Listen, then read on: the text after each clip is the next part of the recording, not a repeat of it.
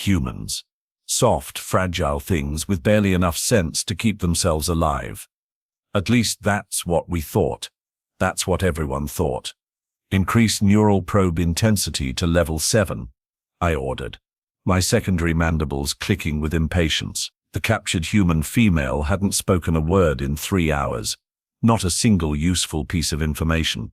Just waiting. Commander Vractix. Level 7 exceeds safety protocols for this species, my subordinate medical officer Zul protested. His ocular stalks twitched nervously. The human brain could suffer permanent damage. Does it look like I care about safety protocols, Zul? The hegemony wants answers, and this primitive is the only one who survived the raid on Outpost Krell 9. I leaned closer to the restraint table where the human was secured. Her name was Elara Frost, according to the identification chip we'd extracted from her wrist. The data we recovered was minimal. Born on Earth, age 34 standard cycles, security clearance level 6 at some place called Nexus Corporation. Nothing that explained how she'd managed to infiltrate one of our most secure military installations, or why she was there in the first place. You understand what happens next, don't you, Elara Frost? I asked, deliberately pronouncing her name incorrectly. Your species has such delicate neural pathways. My medical officer here thinks level 7 might scramble that fascinating brain of yours beyond repair. For the first time since her capture, she smiled. Not the reaction I expected. You know what's funny, Commander? Bractax. Was it? She spoke my name with perfect pronunciation, which was unsettling. Most humans couldn't manage the subtle glottal clicks in our language. I have been wondering something since you dragged me in here.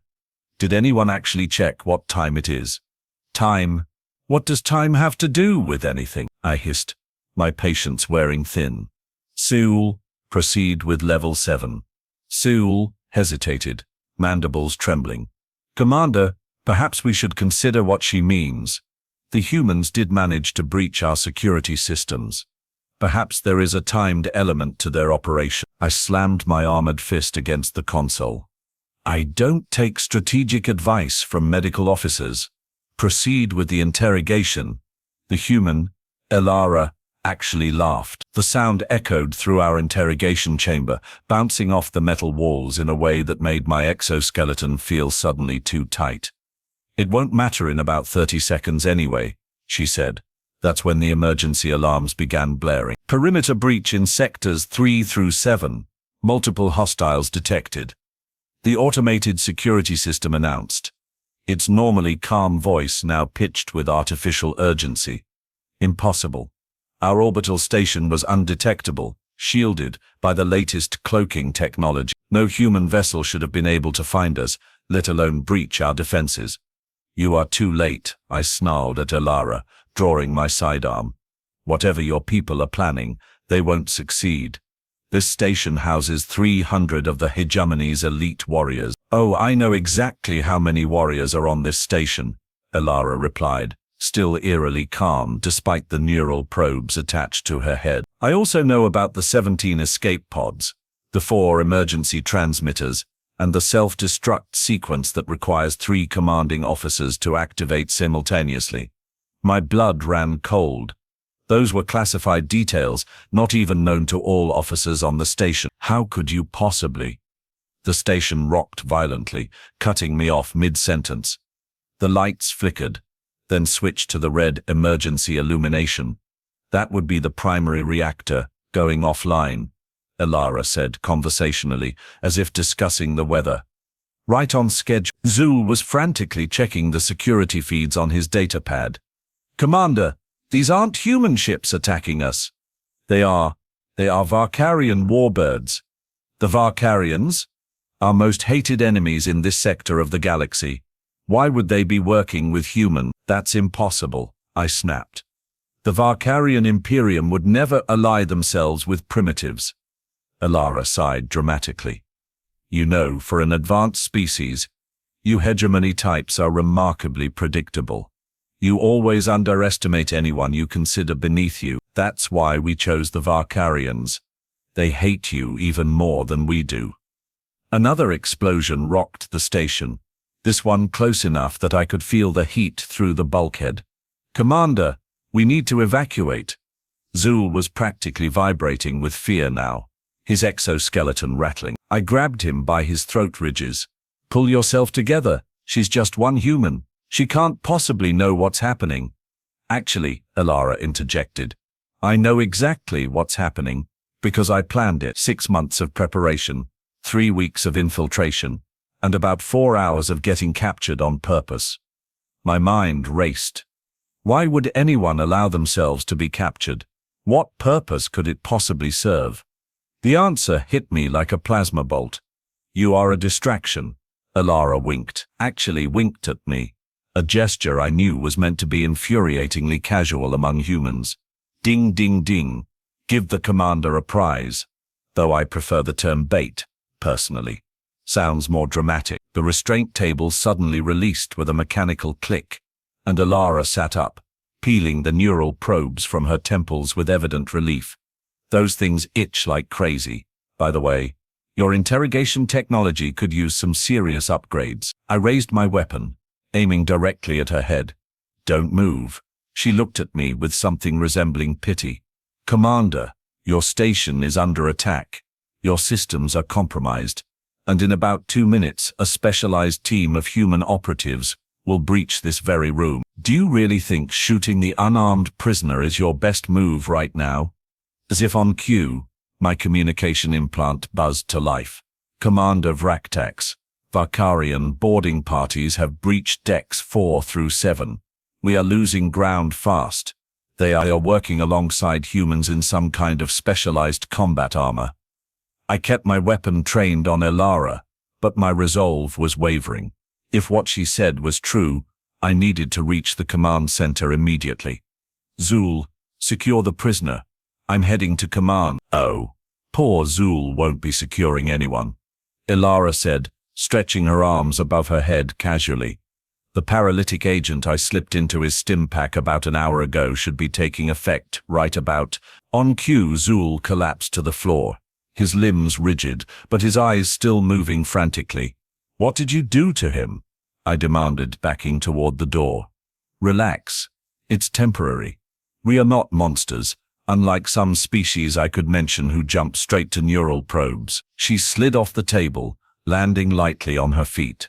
"For instance, did you know that humans can build up a tolerance to most forms of pain induction? It takes practice, but it's quite effective." Another explosion, much closer this time. The lights flickered again. "That would be my extraction team," Elara said, checking a small device on her wrist that I hadn't noticed before. "Some kind of concealed communicator. Right on time, as usual. Monica runs a tight ship." The door behind me hissed open. I spun around, weapon raised, only to find myself facing 3 humans in sleek combat armor, their faces concealed behind polarized visors. Their weapons were already aimed at my center mass. "Hey, boss," one of them said to Elara. "Having fun?" "Tavi, you know how I love a good chat with megalomaniacal aliens," Elara replied, walking past me as if I posed no threat whatsoever.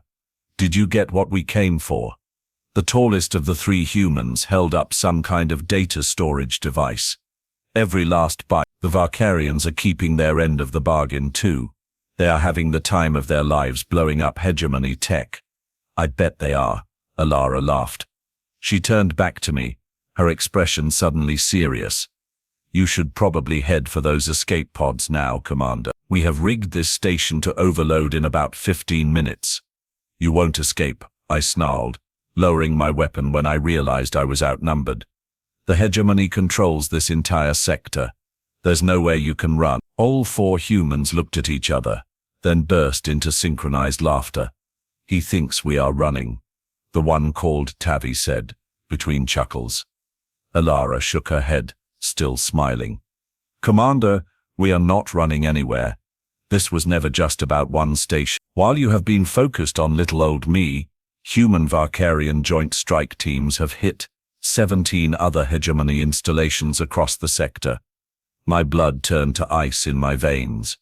That's not possible," Our intelligence would have detected such a massive operation. Your intelligence, Elara said, tapping her temple, is exactly what we were counting on. Your species is so convinced of its superiority that you never bothered to properly assess human capabilities. We are not just soft, fragile things, Commander. We are patient. We are resourceful. And most importantly, we are really, really good at making friends with the enemies of our enemies. One of the armored humans checked a device on their wrist. 5 minutes until the Varkarian fleet jumps out, boss. We should move. Elara nodded, then looked at me one last time. The escape pods are on Deck 2, Section 14. If I were you, I'd hurry. She tossed something small and metallic at my feet. And you might want this. It was an access key, an officer-level security bypass. Why would you help me escape? I asked, genuinely confused. Because unlike the hegemony, we don't believe in unnecessary casualties, she replied. Besides, someone needs to tell your superiors what happened here today. With that, she and her team backed out of the room, weapons still trained on me. The door slid shut behind them. I stood there for a moment, processing everything that had just happened. Then survival instinct kicked in. I grabbed the access key and ran for the escape pods, leaving Zool paralyzed on the floor. As I raced through the corridors of the dying station, alarms blaring and wounded hegemony soldiers scrambling for safety, I couldn't shake the humans' words from my mind. We are patient. We are resourceful. I'd always been taught that humans were primitive, barely worth noticing as our hegemony expanded across the stars. They were supposed to be easy prey, their worlds ripe for conquest. No one had mentioned they could be so cunning. I reached the escape pod bay just as another explosion rocked the station. Through the viewport I could see Varkarian warbirds circling like predators, their weapons systematically destroying our defense systems. And between them, smaller ships I didn't recognize, human vessels presumably, working together. The Varkarians and humans, working together. The political implications were staggering. The Varkarians were nearly as advanced as the hegemony, but we'd kept them contained for centuries, through careful diplomacy and strategic buffer zones. If they'd formed an alliance with humans, I slammed the access key into the escape pod's control panel, and the door hissed open. As I strapped myself in and initiated the launch sequence, I wondered what other surprises the humans had in store. The pod ejected with a violent lurch, spinning away from the station. Through the small viewport, I watched as my command, my perfect, impregnable command, erupted in a series of explosions that rippled along its length, like a string of ceremonial lights. My communication system crackled to life. A voice, her voice, came through clearly despite the interference. Just so you know, Commander, this was just the beginning. See you around the galaxy. The transmission cut off, leaving me alone with the realization that everything I thought I knew about humans was wrong. They weren't prey, they were predators, and somehow they'd managed to turn our greatest enemies into their allies. As my escape pod drifted through space, awaiting retrieval by a hegemony vessel that might never come, I found myself doing something I'd never done before. I began to fear the humans. 3 days later, I stood before the hegemony high command, my exoskeleton still bearing scorch marks from the station's destruction. I was the highest-ranking survivor, which meant I had the dubious honor of explaining how a single human female had orchestrated the most devastating attack on our forces in recent memory. Let me understand this correctly, Commander Vruktax, High Admiral Zorn said, his voice dripping with disdain. You are suggesting that the humans, a species that barely has functional faster-than-light travel, somehow formed an alliance with the Varkarian Imperium and coordinated simultaneous attacks on 18 of our installations. Yes, High Admiral, I replied, forcing myself to stand tall, despite the shame burning through me. The evidence is undeniable, and this human, this Elara Frost, allowed herself to be captured as a diversion, as bait, I corrected automatically, then winced as the High Admiral's ocular stalks swiveled toward me with dangerous intensity. Bait, he repeated, the word sounding like a curse. And what, precisely, were we being baited into? That was the question that had haunted me during my journey back to hegemony space. What had the humans really been after? The data they stole, certainly, but there was something else, something I was missing. I believe, High Admiral, that they wanted us to underestimate them. They wanted us to maintain our belief that they are primitive and weak. High Command erupted in chittering laughter, a sound that grated on my auditory receptors. And why would they want that, Commander? What tactical advantage does appearing weak provide? This from Strategic Director Markev, her silver exoskeleton gleaming under the chamber's harsh lights.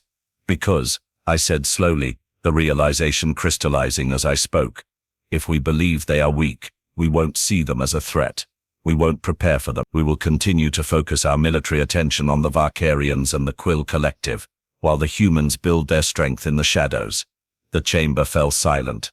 Finally, the High Admiral spoke again.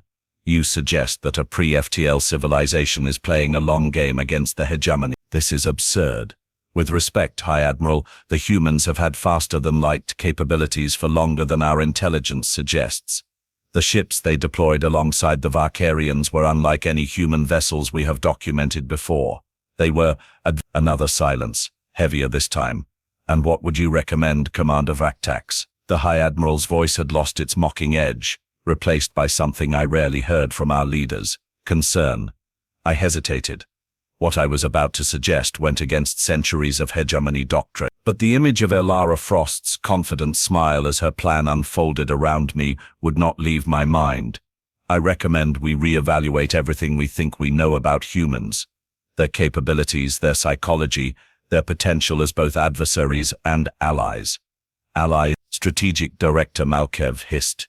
You suggest we ally ourselves with primitives who have already sided with the Varkarians against us.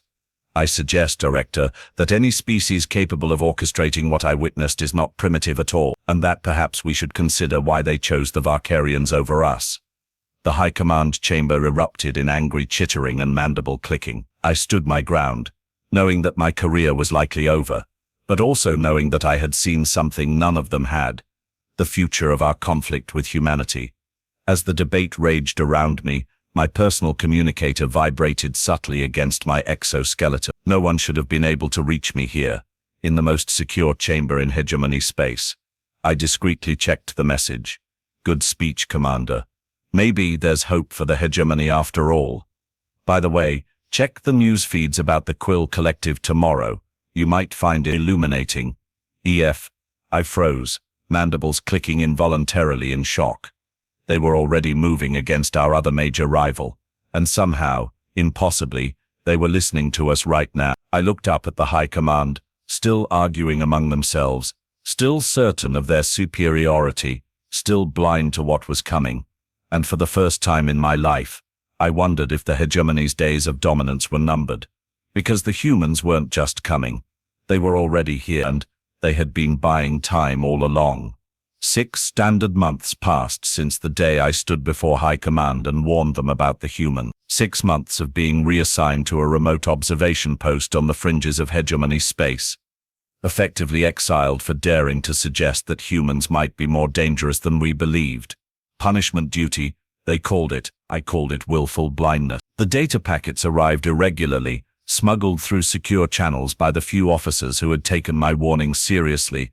Reports from across hegemony space, all pointing to the same conclusion: something was happening with the human. The Quill Collective, our long-standing rivals in the Cygnus Arm, had indeed suffered a series of unexplained technological failures the day after my High Command hearing. Their communication networks collapsed, their automated defense systems turned against their own ships, and their leadership structure fell into chaos. Initial reports blamed a new hegemony cyber weapon. We knew better. The humans had struck again. Commander Vaktax, incoming transmission from Outpost Zeta 12, my communication officer, Trell, announced. Marked, urgent. I looked up from the star charts I'd been studying. Zeta 12 was our furthest outpost, positioned to monitor the border between Varkarian and human space. If they were sending urgent communications, something significant had happened. Put it through to my private terminal, I ordered. The message was brief, text only. Massive, fleet movement detected. Varkarian warbirds, escorting unmanned vessels toward Quill space. Design matches no known configuration. Request instructions. Unknown vessels heading toward Quill territory, escorted by Varkarians. This was exactly the pattern I'd been warning about. I immediately composed a response. Maintain observation. Send all center data. Do not engage. Then I sent a priority alert to my few allies in high command, attaching the Zeta 12 report, along with my analysis. They needed to act now, before it was too late. The response came 3 hours later, not from my allies but from High Admiral Zorn himself. Continue observation duties. Do not disseminate unauthorized intelligence assessments. Further violations will result in court-martial. They still weren't listening. I slammed my fist against the console, startling Trell. "Sir, is everything all right?" he asked, his mandibles twitching nervously. No, everything was not all right. The hegemony was facing the most significant threat in generations, and our leadership was too arrogant to see it. "Trell, I need you to secure this command center. No one enters, no one leaves, and nothing we say leaves this room." "Understood." His ocular stalks swiveled in confusion, but he nodded. "Yes, Commander. Good. Now pull up everything we have on human communication protocols. I need to send a message." "Sir? To whom?" I took a deep breath, knowing that what I was about to do could be considered treason. "To Elara Frost." Finding her wasn't easy. Sending a message that only she would understand was harder. But 3 days later, as I sat alone in my quarters reviewing security footage from our perimeter sensors, my private terminal chimed with an incoming transmission from an unknown source. "Fancy hearing from you, Commander. I was beginning to think you'd forgotten all about me." Her voice. No video, just audio, but unmistakably her. "Elara Frost," I said, trying to keep my voice steady. "I assume you are behind the fleet movements near Quill Space." She laughed, that same infuriating laugh I remembered from the interrogation room. "Always straight to business, aren't you? Know how have you been, or lovely weather we are having in this sector of space. You hegemony types could really use some lessons in small talk." "This is not a social call, human. I want to know what you are planning." "Planning? Me? I'm just a humble intelligence operative, Commander. Though I was promoted after our little encounter, so I suppose it's Director Frost's now." "Direct." So she held a position of authority within human military or intelligence structures. That confirmed some of my suspicions. "Congratulations on your promotion," I said dryly. "Now tell me why you are moving against the Quill Collective." There was a pause, and when she spoke again, her voice had lost its mocking edge. "Why do you care, Commander? From what I hear, your warnings about us were ignored. You have been shipped off to some backwater observation post while your superiors continue to underestimate us. Why risk contacting me?" It was a fair question. Why was I risking everything to reach out to the very person who had humiliated me and damaged the hegemony so severely? "Because I believe what's coming will be worse than anything my people have planned for," I replied honestly. "The Quill Collective are our enemies." "Yes, but what you are doing, forming alliances, coordinating multi-species attacks, it changes everything.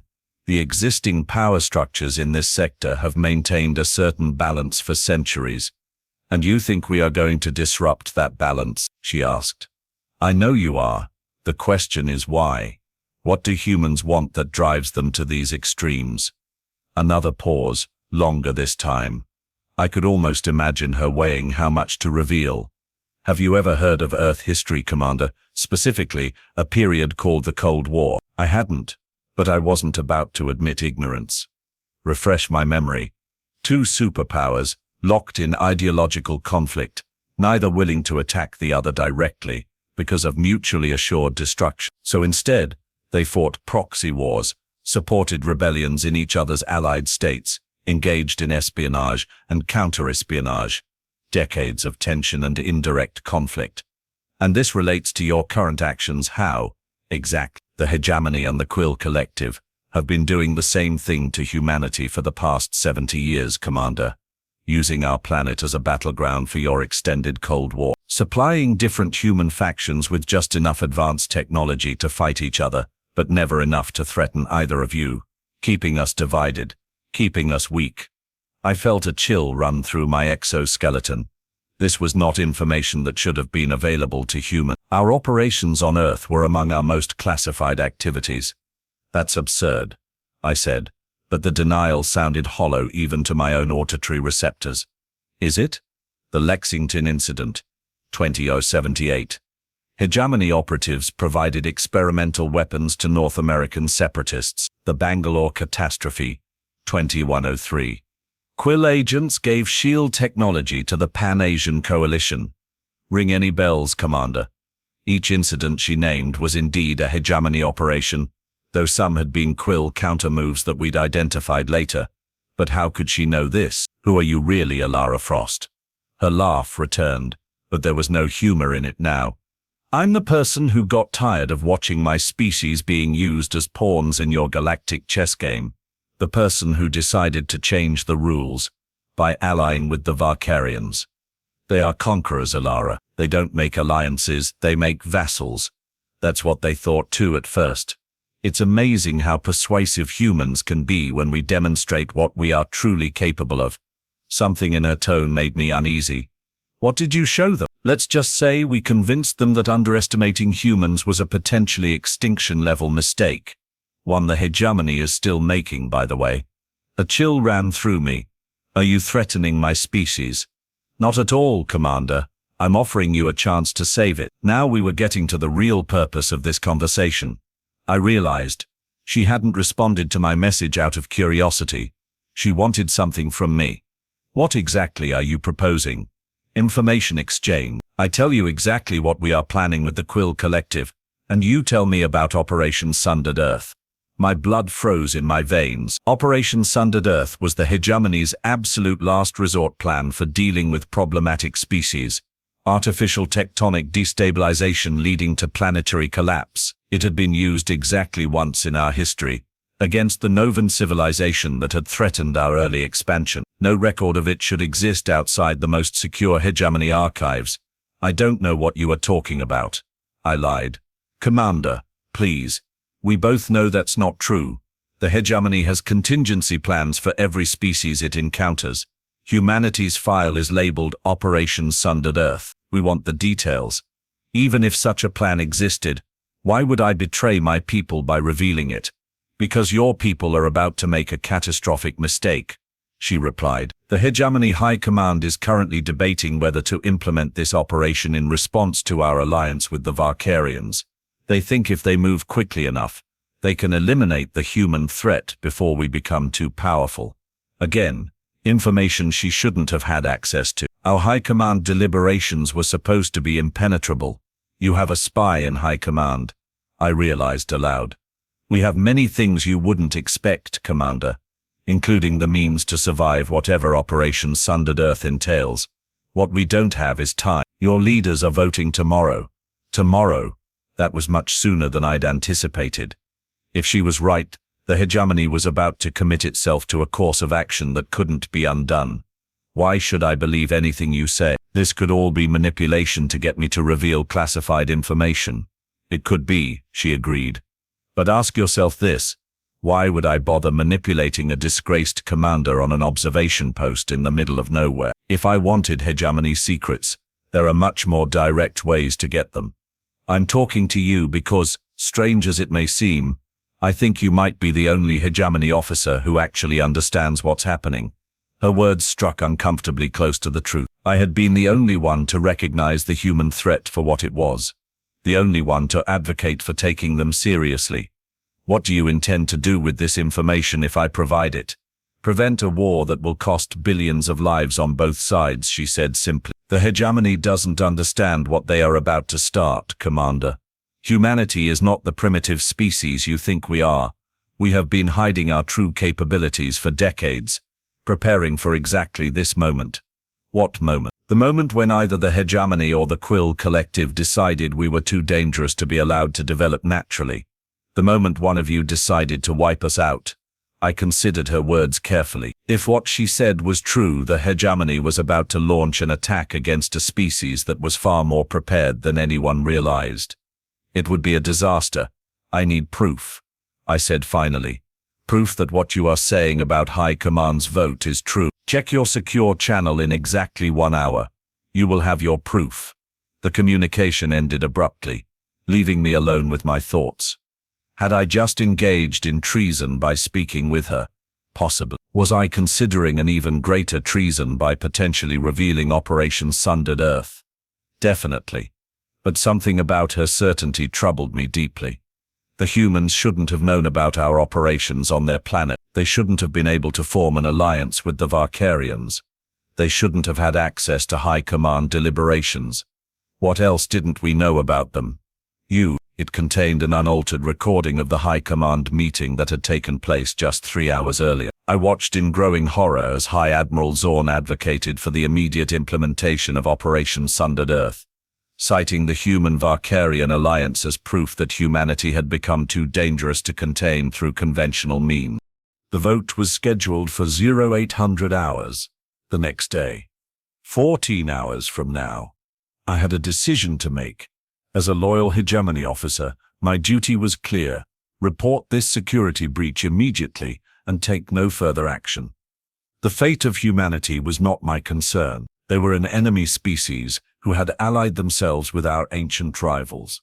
But as a strategist who prided himself on understanding threats, I wasn't convinced the hegemony truly comprehended what they were dealing with.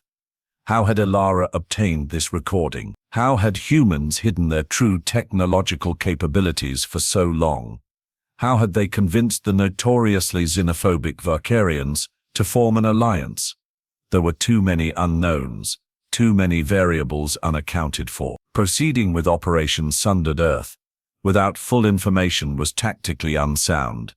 I made my decision, establishing a secure connection back to the frequency Elara had used.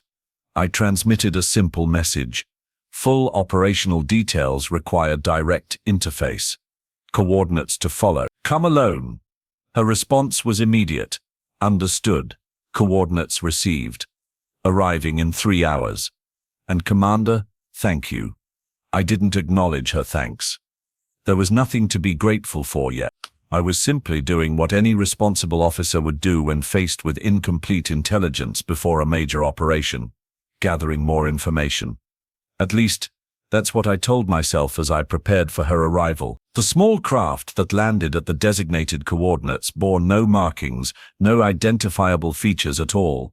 It was a ghost ship, invisible to most sensors and designed to leave no trace of its passage. Impressive technology for a supposedly primitive species. Elara emerged alone, as instructed. She wore no protective gear, despite the harsh atmosphere of the moon I'd chosen for our meeting. Just a simple black uniform with no insignia. Another indication that human capabilities exceeded our intelligence assessments. "Commander Vraktax," she greeted me, her breath visible in the cold air. "I appreciate you meeting me in person. This isn't a social call," I reminded her, keeping my sidearm visible but not drawn. "I want to understand exactly what game you are playing before I decide whether to share information that could be considered treasonous." She smiled, that same infuriating smile from the interrogation room. "Fair enough. What do you want to know?" "Everything. Starting with how humanity went from a quarantined pre-FTL civilization to forming alliances with the Varkarians and infiltrating hegemony high command." She considered me for a moment, then nodded. "We were never pre-FTL, Commander. That was a carefully maintained illusion. Humanity achieved faster-than-light travel nearly a century ago, but we kept it hidden. We knew that the moment either the hegemony or the Quill Collective realized we had that capability, we'd become a target for elimination rather than manipulation. That's impossible. We have had monitoring stations around your solar system for decades, stations that mysteriously experience technical difficulties whenever we need to move ships in or out," she said with a slight smirk. "Did you never wonder why Earth-based observation posts report so many more equipment failures than any other hegemony installation?" I hadn't, but now that she mentioned it, the pattern was suspicious. "As for the Varkarians," she continued, "that was more challenging.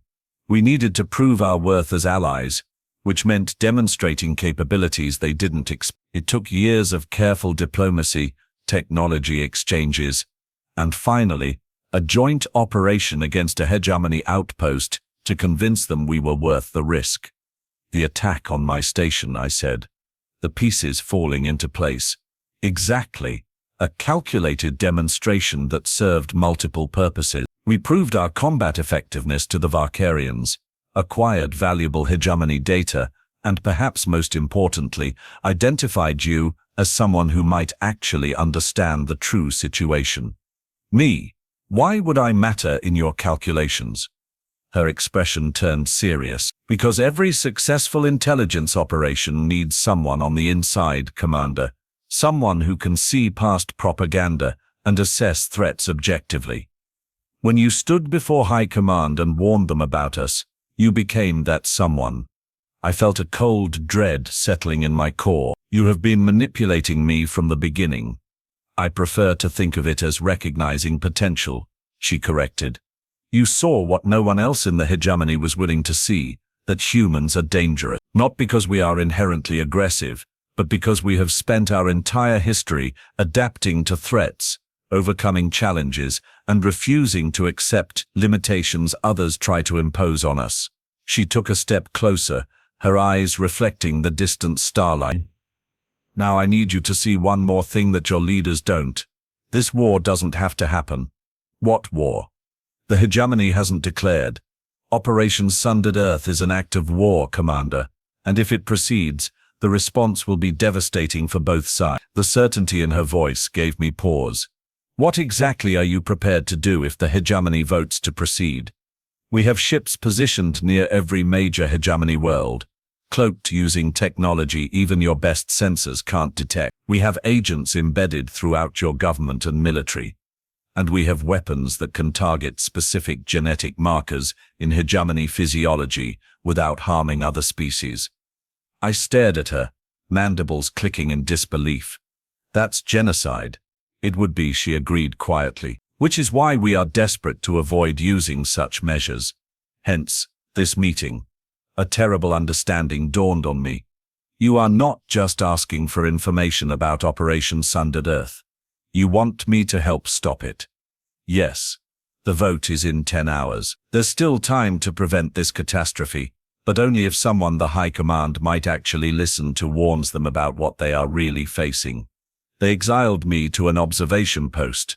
They won't listen to anything I have to say. Elara reached into a pocket and produced a small data crystal.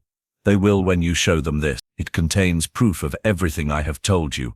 Our FTL capabilities, our alliance with the Varkarians, our agents within the hegemony, and a small demonstration of our genetic targeting technology. Demonstration: a recording of a test on an uninhabited moon using genetic material from various species, including hegemony citizens. It's quite convincing. I should have arrested her immediately, should have called for reinforcements and taken her into custody as an enemy combatant, threatening the hegemony with genocide. Instead, I found myself asking, why are you really doing this, Elara? If humanity has these capabilities, why not just strike first? Why try to prevent a war you seem well positioned to win? Her expression softened, and for the first time I saw something that looked genuinely human: sadness. Because we have studied your history, Commander. We know that the hegemony wasn't always the expansionist power it is today. Your ancestors were explorers, scientists, philosophers. You built something magnificent before fear and pride corrupted it into imperialism. She held out the data crystal. Humanity doesn't want to destroy the hegemony.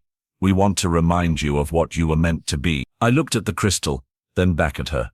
And if I refuse, if I report this conversation and warn High Command about your threats instead, then 10 hours from now Operation Sundered Earth will be approved. 12 hours after that, the first hegemony ships will enter Earth's solar system with planet-killing weapons, and 14 hours after that, the war begins, in earnest. She sighed, a very human gesture of resignation, and neither of us will live to see how it ends. I reached out and took the crystal, my decision made. I hope you understand what you are asking of me, Elara Frost. This is treason by any definition. I'm asking you to save billions of lives, Commander, including those of your own people. She turned to go, then paused. By the way, whatever you decide, you should know one thing. In all our planning, all our simulations of how this confrontation might unfold, you were the variable we couldn't predict. The one hegemony officer who might actually listen. Why me? Because you did something no other hegemony commander has done in centuries of contact with other species. You learned from your defeat. That makes you dangerous and valuable. With that, she returned to her ship, leaving me alone with a data crystal that could either save 2 civilizations or condemn me as the greatest traitor in hegemony history. 8 hours later, I stood once again before the hegemony High Command, this time via secure holographic transmission. High Admiral Zorn looked even less pleased to see me than during our last encounter. Commander Vraktax, this is highly irregular. We are in the middle of a sensitive deliberation. I'm aware, High Admiral. That's precisely why I have requested this audience. I have critical information regarding Operation Sundered Earth. Murmurs of shock rippled through the chamber. The operation name wasn't supposed to be known to someone of my rank. How do you know that designation? Strategic Director Malkev demanded. In answer, I inserted Elara's data crystal into my terminal. I believe this will explain everything, Director. The presentation lasted 17 minutes. By the 3rd minute, the chamber had fallen completely silent. By the 10th, I could see mandibles clicking in agitation. By the 15th, even High Admiral Zorn's exoskeleton had paled to an ashen grey. When it ended, no one spoke for a full minute. Finally, the High Admiral found his voice. Commander Vraktax, are you vouching for the authenticity of this information? I am, High Admiral. I have verified it independently through multiple channels. This was not entirely true, but I had run every analysis I could manage in the limited time available. Nothing in Elara's data appeared falsified. And you came by this information how, exactly? Here it was. The moment of truth, quite literally. I was contacted by Director Elara Frost of Earth Intelligence Operations. She provided this data in the hope of preventing unnecessary conflict between our species. Another shocked silence. Direct contact with enemy intelligence was unquestionably treason under hegemony law. You have committed multiple violations of security protocols, Commander, Strategic Director Malkev said, her voice cold.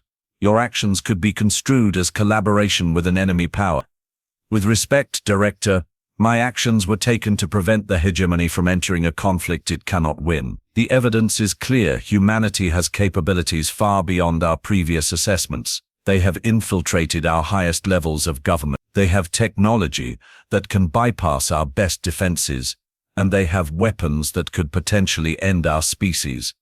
I straightened my posture, looking directly at High Admiral Zorn. I believe, Admiral, that the wisest course of action would be to postpone the vote on Operation Sundered Earth, and instead open diplomatic channels with Earth's leadership. Diplomacy, with primitives who have threatened us with extinction, one of the junior directors chittered angrily. With a species that could have already attacked us but chose instead to warn us, I corrected. A species that, despite knowing about our plans to destroy their homeworld, is still seeking peaceful resolution. High Admiral Zorn's ocular stalk swiveled thoughtfully. And you believe these humans are sincere in this desire for peace? I believe they are sincere in their desire to avoid unnecessary bloodshed, Admiral. Whether that translates to lasting peace will depend on our response to this overture. The High Command chamber erupted in debate, arguments flying back and forth about trust, verification, strategic positioning, and the fundamental nature of interspecies relations. I stood silently, waiting for their decision, knowing that the fate of 2 civilizations hung in the balance. After what felt like hours, High Admiral Zorn raised his primary appendages for silence. Commander Vraktax, the High Command will require time to verify this information and consider our options. In the meantime, Operation Sundered Earth is postponed. You will remain at your current post and await further instructions. It wasn't everything I'd hoped for, but it was enough.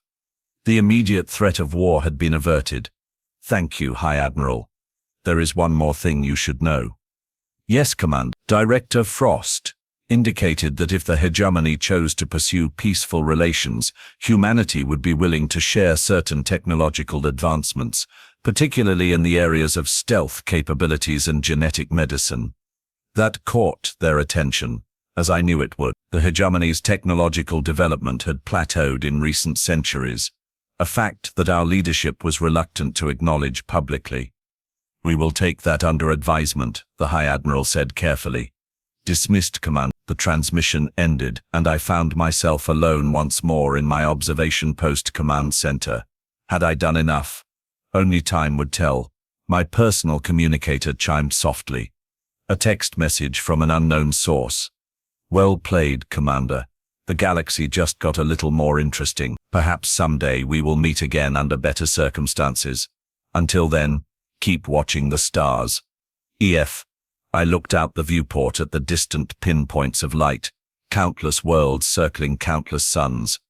Somewhere out there humans were waiting to see what the hegemony would do next. Somewhere else the Valkyrians were preparing for whatever came after. And here I was, caught in the middle, a disgraced commander who might have just changed the course of galactic history. For better or worse, everything had changed. The humans had bought themselves time with their elaborate deception, their careful planning, their strategic alliances. But in doing so, they had also bought time for the hegemony. Time to adapt, to reconsider, perhaps even to remember what we had once been before fear and pride consumed us. As I watched the stars, I found myself hoping that Elara Frost was right about one thing, that this wasn't the beginning of a war, but the end of one that had been fought in shadows for far too long. And that, perhaps, just perhaps, the species that had been buying time all along might now help us all spend it more wisely.